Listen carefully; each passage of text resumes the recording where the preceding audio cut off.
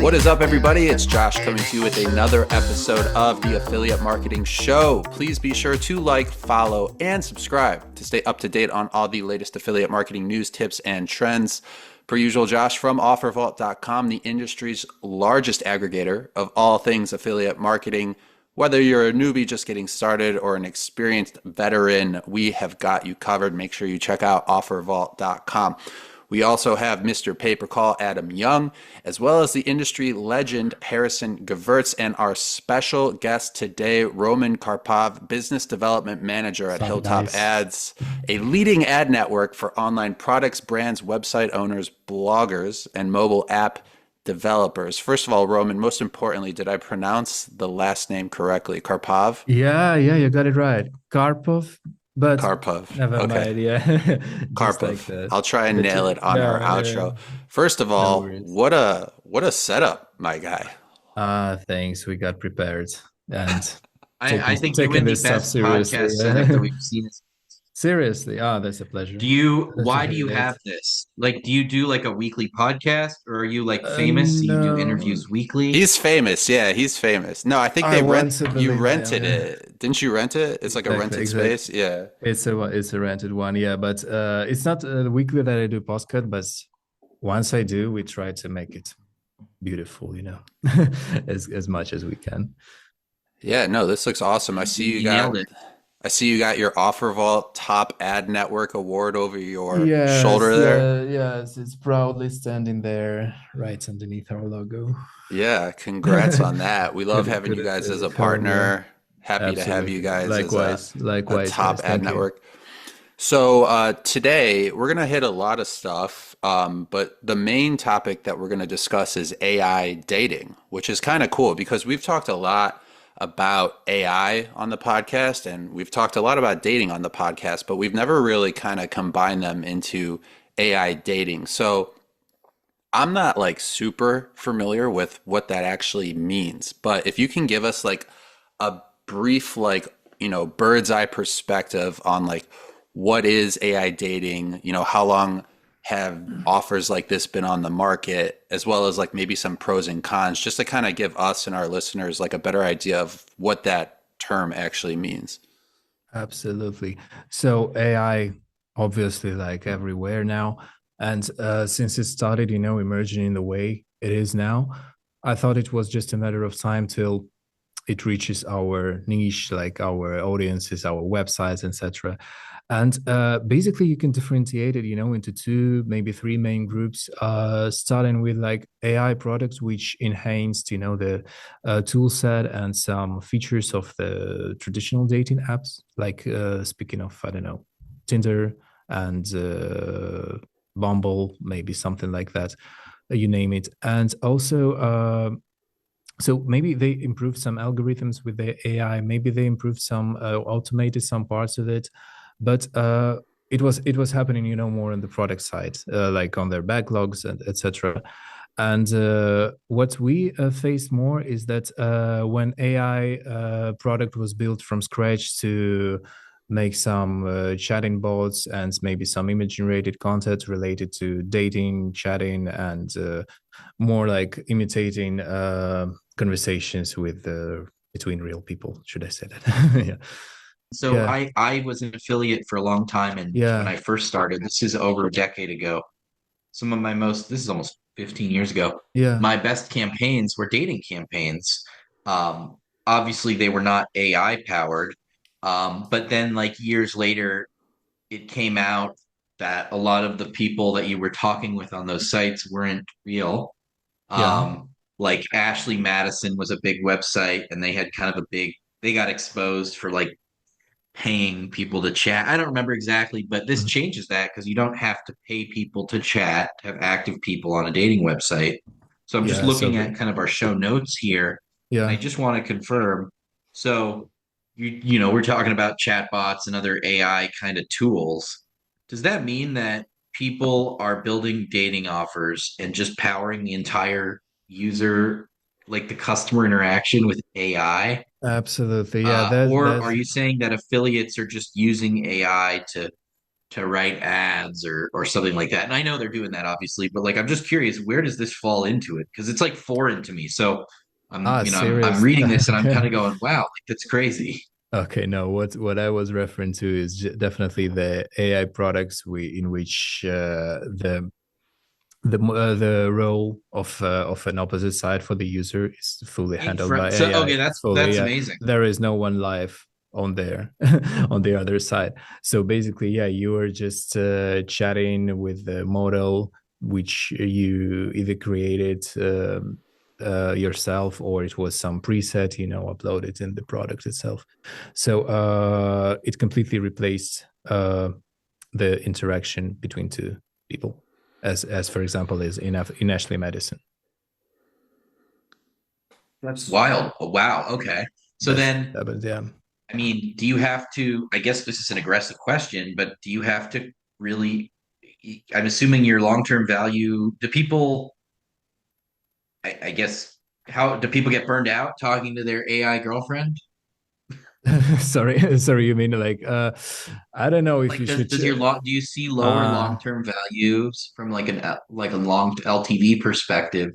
Do you see a lower value than before when there was humans chatting, or is it the same or better? uh it's hard to say, but I think it should be better, because you can, I mean you can set up your product whatever way I you guess it's need. really hard to Yeah, piss off your AI yeah. girlfriend versus your real Exactly. one. Yeah, she always loves you. I mean, probably there is some hard modes, or some real life mode, but in generally, from what I heard from the feedbacks, I read, a couple of articles preparing to this podcast, and it states that lots of people have a deep, deep connections with their AI counterparts, and they trigger only some positive feedbacks from them and positive emotions. Definitely. So I'm just putting together what AI dating actually meant. Because coming into this, I thought it was like dating with AI technology built into it. This is actually AI dating. Like you're Eh, dating AI people. well, you're chatting with them, but yeah, Right. yeah, you see, yeah, as I mentioned, what happens as AI enhanced the dating apps, it's one part of the thing. But what we are working with in HilltopAds is now the products built a couple of years ago on this new AI models, which can handle the whole process, the whole conversations. One of the notes I saw that you suggested was, VR. So I'm curious, like just how you said there's like chatting. How does VR come into play? Like, is there an actual VR capability where you can see your AI girlfriend per se? I don't think you can. Maybe, honestly, never used one myself, but it's kind of niche. VR still, it has been and still remains kind of niche product for a very limited audiences. But what I can only like expect is just some, AI solutions just tailored to be used on VR headsets. Uh, Probably again, it comes with some chatting options, maybe some image generated, but I don't think it's that enhanced, for now, just to immerse user into completely, like in generated environments, should I say? I want Makes sense. Yeah. I want to dive into like the offers itself. What are your thoughts on like the psychology of like the target audience when it comes to like AI dating? Like who is the target audience? Like age, demographic, gender, all that good stuff. Oh yeah. Well, from what we saw, it mostly, should I say? I think it's more like a younger audience, even though we can identify it's like, for sure.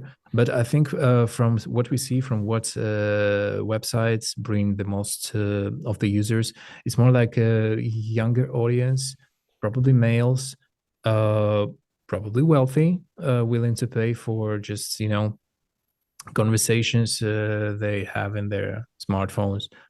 And the best performing Jews, for example, is like US, Germany, France. So Western Europe and all this tier one Jews works the best.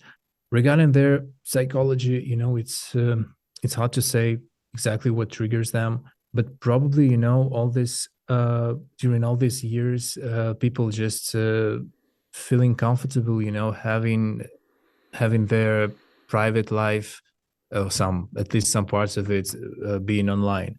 And once live people was replaced with chatbots, people still feel comfortable somehow and find their pleasure in that.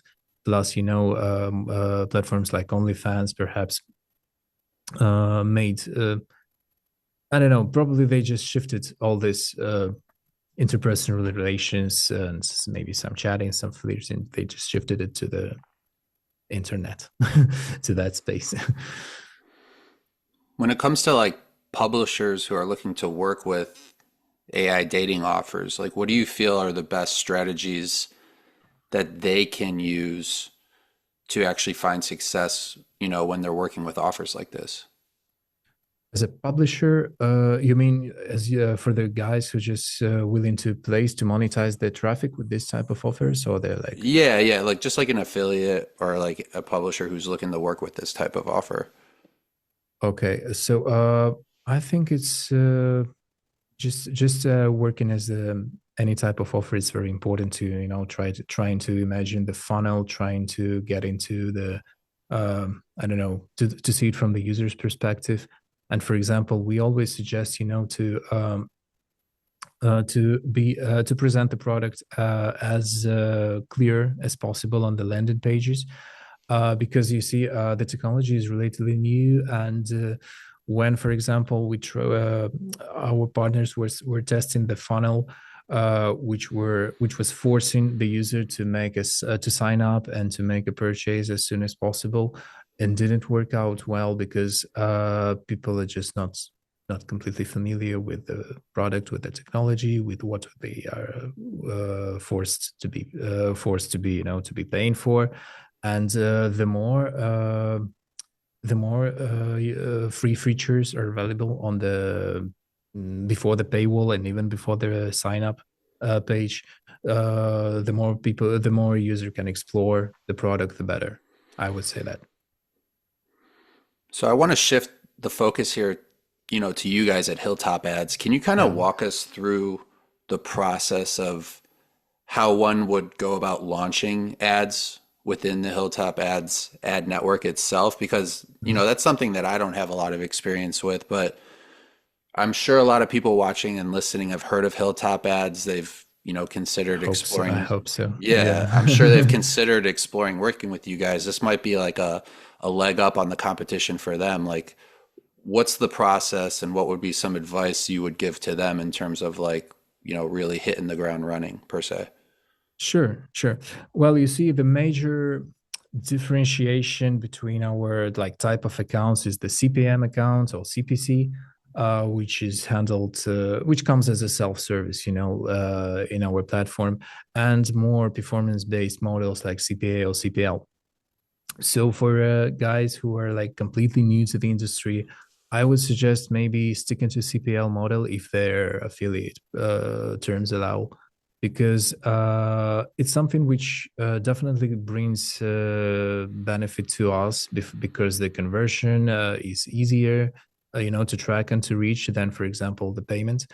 And at the same time, it would be easier for the guys just to explore the platform more or less, to get into statistics that we offer, and to get their traffic sources optimized from our side. At the same time, CPM, CPC channels are way more powerful. We get the best placements there. And when you pay for impressions or when you pay for clicks, we're going like all in with the top placements that we have. And we provide support for basically from the very beginning, from the day one, even before the deposit is made, and we are willing to share some insights. The personal managers are always there to like guide through the whole process. And one of the how to say One of the key points is definitely the tracking. I mean, tracking, integration, postback, send us all the data you have, and we'll help you to figure it out, Harrison, when you were working as an affiliate back in the day, especially with dating offers, did you have a preference or do you feel like you found more success when it kind of came to CPM, CPC, CPA, CPL? Like, were you kind of running Like how I was ads? being compensated. Yeah, like, did you find one was always Um, working better for I you? personally, I personally did really well on CPA, like getting paid on leads. Um, and the reason I struggled with like CPS, like where you get paid when a user turns into a paying customer, was that sometimes it takes a long time. And I was a young affiliate running Google ads, and I needed to be able to optimize like immediately. Um, because I would spend, let's just say I spend $1,000. Let's say there's one, keyword or one category of dating keywords that I spend $200 on and I make 100 on, so I lose $100. Um, and let's say on that $1,000 day, I made $1,200. If I were to somehow, let's say cut that $200 spend, I would have spent $800 and made $1,100. So like these are the types of optimizations that I need to know. Or the other way, let's say I have one class, one group of keywords that I spent $100 on, I made $300 on. Okay, I'm gonna bid more on that to get more traffic, make more money, and I'm gonna cut this dog shit where I spent 100 and made $50 or whatever. And when you're getting paid on a per sale basis, yes, instead of getting paid $6 or $5 for a registration, you're getting paid 100 on the sale, but you might have to wait a week for that. So if I'm young Harrison affiliate spending $1,000 a day, Monday 1,000, Tuesday 1,000, Wednesday, Thursday, Friday, I'm in 5Gs. And then I start to get my data for like Monday. I'm going to have a heart attack by by next Tuesday when I've successfully ran for 10 days or whatever. I'm in 10 grand. I'm going to have a heart attack. It's hard to track, etc. That being said, I would also always get a quality report from the merchants and see if there were keywords they wanted to pay more or something. So we still looked at the sales. I just personally preferred getting paid on the leads with dating specifically. Me too. Me too. Exactly what I mentioned. Adam, I want to kick it to you. When you were working as an affiliate, did you have a preference in terms of the payment model you were always in more favor of between CPA, CPL, CPC, CPM, or did it really depend on like the specific offer you were running? Close to top of the funnel as possible. So if I could get CPC, I'd take it. I would be interested in whatever the closest to the top of the funnel is because it's going to have the most conversion events. And then I'm going to actually want to track my way through the funnel. So if I can get paid per click, but also get the lead conversion data and the sale conversion data on the back, I'm going to prefer that because I can then feed the much higher volume data into the advertising platform so that their algorithms can better target users. If you're doing a per sale basis and it's running through a lead path, then you're missing out on all these layers of the funnel to target users, and you're not able to retarget people who were leads but not sales. And so that's how I would generally think about it. And an affiliate that's working with a merchant, the merchant probably isn't aware of how they media buy. And so by convincing a merchant to give you multiple pixel fires throughout their path, it's going to give you a competitive advantage. And if they're not thorough, they may accidentally pixel all their leads or something like that. And then you get even more of a competitive advantage. Or you can simply just ask them to pixel more things for you so that they can buy media or you can buy media in a different way. And I don't think that's normal or commonplace for affiliates, but I did it a lot. And I had partners who were like, yeah, sure, whatever, we'll place your pixel somewhere. We don't care. You deliver great volume, quality's good, whatever. And I had a few wins that were basically like just easy retargeting campaigns that they weren't doing. So those are awesome. Yeah, exactly. That Like, reminds me like of like trademark bidding back in the day. I sold so many ShamWows. I'm sorry, Vince. Dude, Wouldn't come on the pod. still waiting. Vince from Yeah, ShamWow. still waiting for Vince to come on the pod. Yeah. Are pixels, I guess, Adam, to follow up on your statement, are pixels like still as prevalent and in use as they used to be back then? Yeah, yeah. They're just So less, pixels people are, don't talk about it, but they're there. yeah, the retargeting pixels are all there. The data capture pixels are all there. What happens more now is people will upload their data into these advertising platforms. Like what still blows a lot of our customers' minds at Ringba is when we tell them, hey, take your phone numbers, your caller IDs that were converted, non-converted, whatever, raw calls, whatever, segmented however you want, and then upload those to the advertising platforms to create segments of users so they can create lookalike audiences from them. And a lot of people are like, just blows their mind that they can upload a phone number. And there's also other really creative ways to trick these platforms into creating unique lookalike audiences. Like one of my favorites is to take the duration of a phone call in seconds, which you can export from Ringba, and then upload that in the value column of Facebook or other platforms. And so then you have a phone number and a value associated with it based on the length of the call. Longer calls are worth more money to everybody. The advertiser is selling on the longest calls and the publisher is getting paid. So that's a really unique way to do it. And I guess, the way to think about it is how can you get data that is unique into the platforms so that you can find a unique way to create an audience that other people are not targeting. Roman, I want to kick it back to you and revisit the AI dating offers real quick before we close that chapter of the podcast. What are like some of the main challenges you see specific to working with AI dating offers? And then part two of the question is like, I know you mentioned you help newbies and experienced, people alike. Do you feel like it's a good vertical for a newbie to get started with, or is it really more for someone that's been around for a little while? Okay. So, speaking of challenges, from what I heard, there are some new regulations coming into play, which you should be aware. I mean, there are some legal aspects of any offer you should be aware, but as something is emerging right very quickly and it's a fast-paced environment, should I say? It's important to see what's European governments think about it, and in this respect, maybe some privacy policy, maybe some legal issues related to the generated content, etc. And I think it's good to keep a bit of track of that.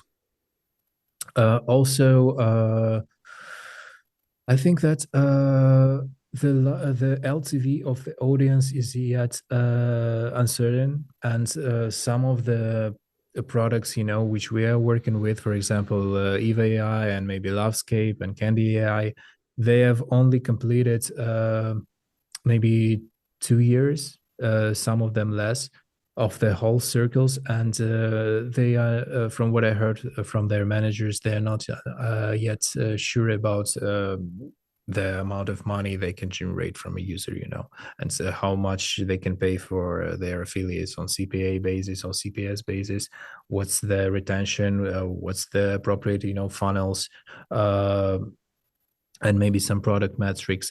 It's still a bit raw for dating AI, and I think it can affect the publishers and the affiliates working with these offers as well. And sorry, I forgot the second part of the question. The second part was just like, do you think it's a solid vertical for someone who's brand new, exactly, or it's really more for like the experienced internet marketer? I think it's a good vertical, to start with, because once again, it's very lively, it's very dynamic, and I saw some absolutely, top performance results, especially on some CPL models, when the guys were generated so much leads per day, which I couldn't imagine even on a more seasoned and settled verticals. I mean, it was there was definitely some trick about it on their side, but I mean, a trick in a way that they've settled their funnels, their landing pages, their traffic sources correctly, but that's what you should do basically with any type of offer. But the results was really impressive, and I think that it's a good vertical to try it out for sure. I had to take a phone call. Did you say AI dating? Like I sign up and I talk to an AI who pretends to love me? Yep. So full There's disclosure, no real people on the other side. full You're disclosure, in a new dimension of fuck that's insane. Adam had Well- to hop on the podcast a little late, so he missed our convo about this earlier. But I figured you would be interested in this. So Adam, I'll let you get your I'm time. super interested in it because, Harrison and I were having sushi in LA one night, and Sean Parker, the founder of Napster, president of Facebook, Spotify. was there. It was just Harrison, myself, him, and his friend. And he looked over at our girls and said, are you aware that you will be obsolete soon? And I was a little shocked. He's an intense individual. It's rude. He's not a kind person. Oh, that was bold. No, very smart. I like him. It was an intense dinner, unexpected outbursts. But he literally was Unexpected outbursts. well, he looked at the girls. Was like, you do realize you'll be obsolete soon? And I was like, oh my god, like this poor guy. Yeah, really. So I mean, how far away are we from that? What can this AI girlfriend that I sign up for on the internet do? Like what exactly are people paying for? It's a good question. I prefer my wife, the live one, and like the real one, whatever the Napster guy would say. But from what I saw, from what I heard, because I never use those products as well, I never chatted. They're paying for, I don't know, non-judgmental and some simple love, should I say, from the AI girls. I mean, maybe they're chatting, to explore their own character, or their own sexuality, to maybe work out some of their issues. Oh, you could be as weird as you want with your AI girlfriend. No one's going to judge you. Yes, that makes sense. Tell me this. How do people pay? So if I hit one of your landing pages and I sign up for your AI dating website, is it per message? Is it a day rate or a monthly subscription? Are they charging people per message for AI dating? Please say yes. Yes. No, No, they're That's wild. Think about it. The cost is in the context and the message. So, like, for instance, if you're looking at APIs of ChatGPT or Grok or whatever, the billing models are on a per request basis, because when you send in your request, it has to compute and it uses the GPUs. So it's actually like the usage-based model like that actually makes sense with the cost of the technology, though it does remind me of like, what was it? Anastasia date back in the day. They would charge per message as well. It was brutal. It was like $1.25, $2 a message. Yeah, no, that's a bit old-fashioned. I actually said yes just because Harrison asked me to, but no. Really wanted it. Yeah, you really wanted it. Okay, how do people pay on these websites then? There are some token-based models, like, when you buy a particular amount of tokens and you spend them not per message basis, but on some probably pack of messages, maybe some additional features of the character you're chatting to, and the rest is, I think, just monthly subscription basics, and some free features are also available for some products. But do you know if it remembers context? Like if you're chatting with it for 2 weeks, is it remembering context and storing in memory all the way through, or does it lose its memory? Some of them does. Preparing to this interview or this podcast, I read a Verge article exploring some cases of the AI model dating usage, and from what I heard, some products are really, really advanced. They're learning, they are getting to know you better with some, with the more you use the product. But the downside is that once the developers releasing some new feature, it can harm the whole communication you've built up, and it can hurt some users quite badly from what I saw. Yeah. Yeah.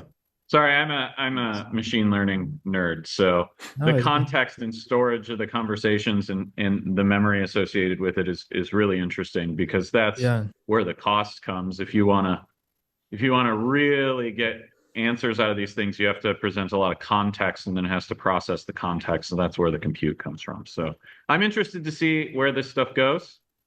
You know, could be Yeah. cool. Might be fun.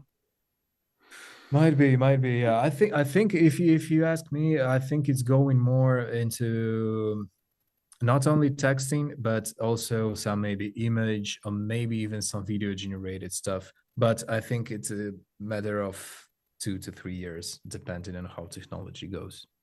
Oh, it's going But farther than yeah, that, but maybe we'll see. Maybe. I mean, we're already in the simulation. The only question is how many levels deep. Very I'll true. think about it this evening. Yeah. So Roman, before we let you get out of here, I do want to ask, just some like general ad network stuff for people that are not as familiar with that side of the industry. With Hilltop Ads being a top ad network voted by the OfferVault family, I think it carries some weight coming from you guys. So first of all, I just want to talk about like the different ad formats that you find within ad networks, pop under, in page, video slider, banners, all that kind of good stuff. Like, do you feel one or two kind of hangs out at the top in terms of like, people finding the most success with, or is it really depend on the offer and marketing campaign? I can tell the number one topping up absolutely is pop under for us. I think that people working with HilltopAds would agree. Pop traffic is our like primary model, the most powerful one, the most the most deeply analyzed from our side, the most how to say uh carrying the most targeting capabilities, etc. Yeah, I won't name all the features, but yeah, pop traffic is our best one. We also have videos on pre-rolls and video sliders, which are really good, and from what I heard from our customers, they getting really good results, entering new market with that, working both on CPM or CPC models, the presence on the new country, the how to say the way to present the product from its best size, or in the most catchy way video traffic works it out. Regarding in-page, we have some fees, but honestly, it didn't become our like top three feeds. Still, some advertisers getting some good results with that, but I wouldn't recommend it for newcomers, definitely. And also banners, like good old banners, which we have like in dozens of millions of impressions and clicks worldwide. So might be good also. Adam and Harrison, did you guys ever work with, pop under, pop over, pop traffic in general? I've bought You every guys- type of traffic for Yeah. sure. And Adam, even you with the book and the promo you've been doing for it, like I don't know exactly which ad formats you've been focusing on, but do you find one has been, getting you more conversions than another? I don't actually know the answer to that. I have media buyers that run that whole campaign. Subtle flex. it does. Subtle flex. Yeah. No, I mean, look, I went and found people who were really good at doing books. I had never done books before, so I'm humble enough to know when I am not the right person to do it. If we were doing AI dating, I got that. Books, not so much. But yeah, different ad formats on different platforms with Facebook, Instagram, TikTok, Snapchat, YouTube. Like it all depends on the platform and the format you're using and what the funnel is. Like we're pretty agnostic about it. We don't care. We just, whatever platform is delivering results is what we run on. Roman, I'm surprised to hear that pop under is like number one.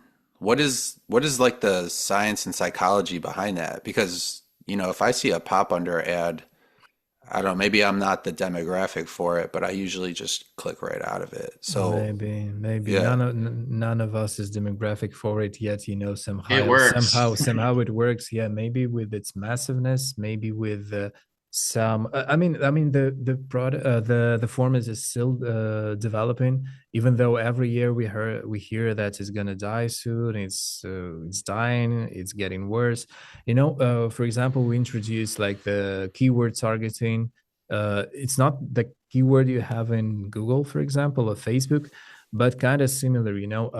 And after all, it's all about how clean your feed is, how unique your users are, and how you can manage it. And yeah, the key to pop traffic is that it's relatively cheap to what you get on Facebook or Google. And even if you have 1% CR, but you have several millions impressions daily, you get your audience, you get your traction for sure. Lastly, can you talk to us a little bit about RTB, real-time bidding?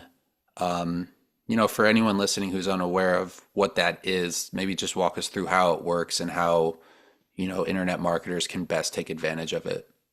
Yeah, so RTB model, which stands for real-time bidding, is the kind of it's a bit different from self-service. And sorry, I may sound a bit newbie because there is completely different department in HilltopAds responsible for RTB integrations. If whoever interested in trying our RTB, just please text me and I will refer you to the professionals. But from one of the most one of the key features of the RTB is that you know exactly what impression are you bidding for, what user are on the other side, and on which website it happens. The best part about it is that basically all the industry, all the major networks are now completely integrated with each other using this RTB feed, which we receive and send daily to all of our network. And once again, getting back to this uniqueness of the user, when you're actually able to get, the most interested, the most relative, the most converting user out of this, millions of potential impressions, you get your traction, you get your conversion arranged quite well. But once again, maybe I'm missing something. No, I think that was great. I appreciate it. For myself, as well as the guys, thanks for coming on the show, Roman. We appreciate you. For myself, Josh from OfferVault, Mr. Pay Per Call, Adam Young, the industry legend, Harrison Gevirtz, as well as our special guest, Roman Karpov. Hope I got it right that time. Business Dev Manager at HilltopAds. Let's make that paper. Let's make that dough. This was the Affiliate Marketing Show. We will see you next time.